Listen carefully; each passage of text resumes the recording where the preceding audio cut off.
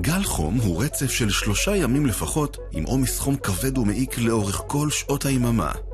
הסיכונים האפשריים בעת גל חום הם סיכון לאוכלוסיות פגיעות כשלא ניתן לשמור על סביבה ממוזגת ומוגנת, סיכון לאנשים העובדים בחוץ, סיכון לבעלי חיים, התלקחות שריפות חורש, פגיעה בתשתיות חיוניות כגון אספקת חשמל ומים.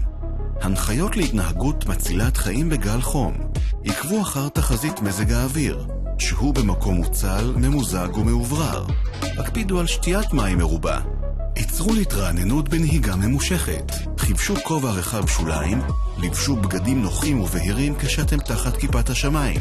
אין להשאיר ילדים, קשישים וחסרי ישע ברכב שאיננו ממוזג וללא השגחה. יש לעקוב אחר מצבם הבריאותי של תינוקות, קשישים וחולים. דווחו ללא דיחוי למוקדי החירום על מקרה חריג. אין להשאיר בעלי חיים ברכב או במבנה ללא מים וללא עברור. בעת גל חום הימנעו מיציאה לטיולים בשטח. הישמעו להנחיות בנושא איסור הבערת אש בשטח פתוח. אם ראיתם שריפה, דווחו באופן מיידי לגורמי החירום. יש להישמע להנחיות גופי החירום וההצלה.